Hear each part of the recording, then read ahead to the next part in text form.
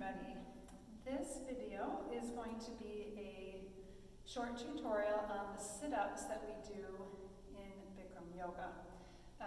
And before we get going with that, I just wanted to let you know this video is being released early for our Patreon members on the Patreon page, and I wanted to say thank you very much, thank you, for participating in our collective support of this important healing modality in our hot room in particular. Every little bit makes a difference, and if you can even share it beyond yourselves, encourage people to join, that would be great. And thank you, just thank you already.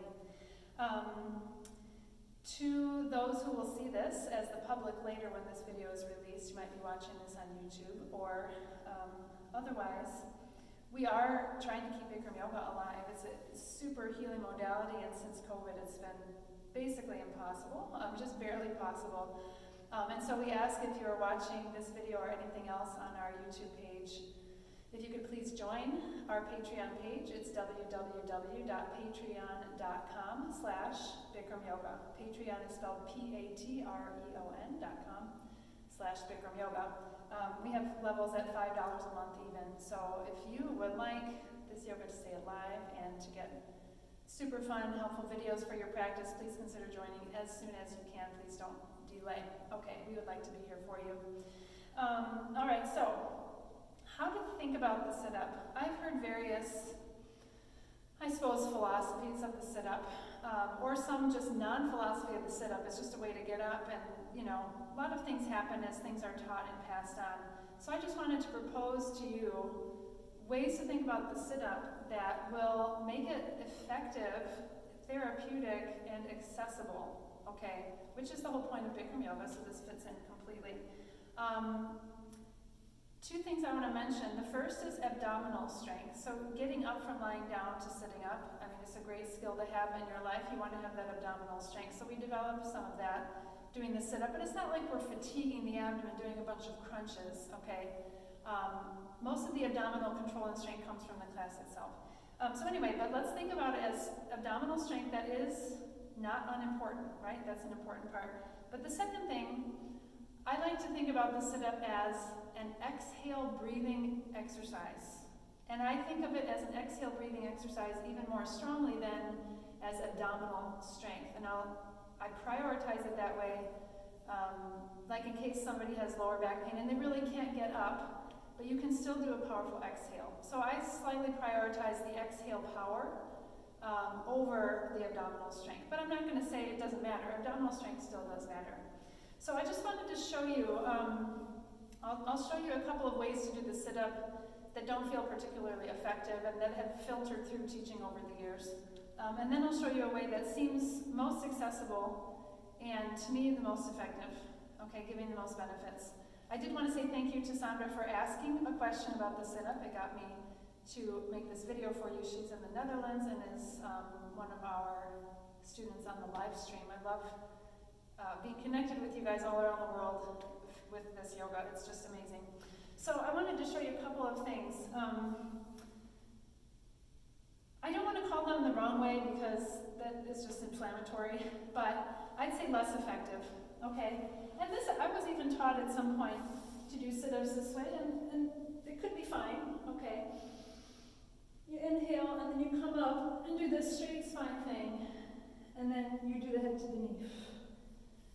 I don't love that because I feel like it interrupts the abdominal strength part of the posture. It's like you do a crunch and sit up, and then you do the exhale. Okay, so that's number one. I'll show you a better way to do it, I think, because it combines the abdominal strength and the exhale. Take a deep breath here, come all the way up into a forward bend. See, I'm crunching, crunching, crunching, then I exhale. All is one abdominal contraction. Okay.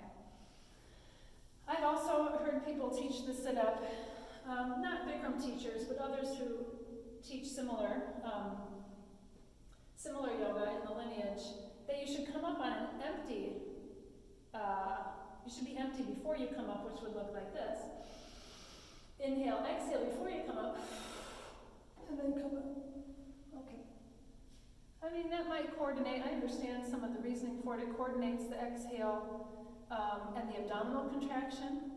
But what it doesn't allow for is the forceful forward bent exhale.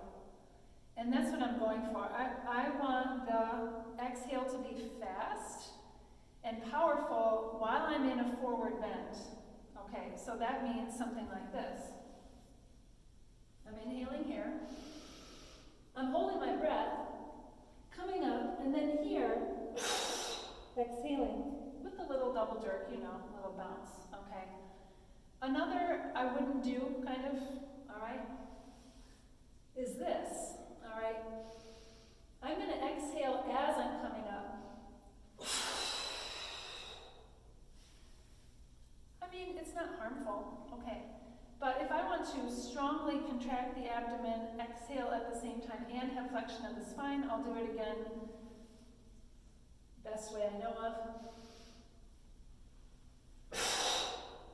Just like that. Okay, so you got the general.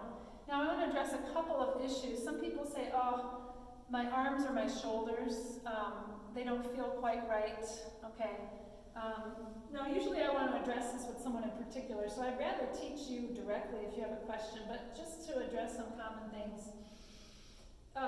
You know, you don't want to throw the arms around too much like this,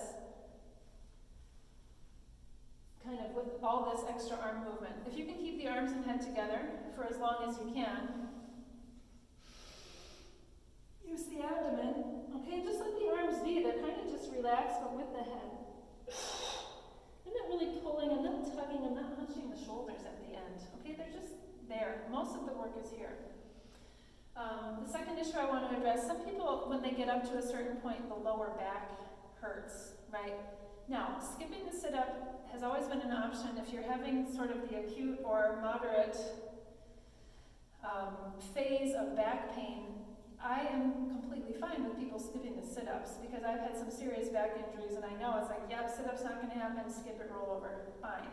If it's a longer term thing that is not irritated but you just can't quite get up, or if it's irritated to do the whole sit-up but you can do part of it, here's what I'd recommend, so that you can get both some abdominal strengthening but then also get that exhale force at the end.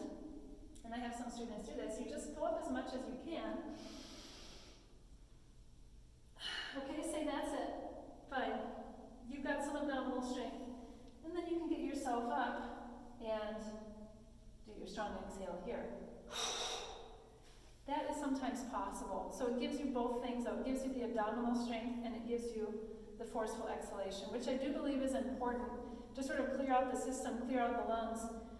Anything you've sort of generated in a posture, CO2-wise, get rid of it after the savasana and that sit-up. So I'll do one more, best I can show you. You can practice along. I'll do more than one. All right, so you inhale here, feet are flexed. I'm holding it, and then now I'm exhaling. Some of you will be able to get the knees straight, some won't. It's not that big of a deal, but I do have the feet flexed, all right, at all times. I don't want to do our toes pointed. Let's do two more.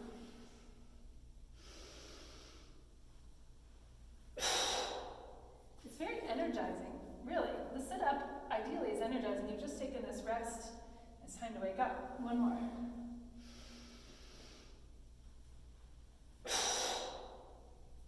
Okay, great. Good luck with your practice. Please visit the Patreon page if you are the public watching. If you're a member of the Patreon page, thank you. If you're one of my students already, thank you. I love working with you, and I will see you in the hot room and on Zoom. Bye, everybody.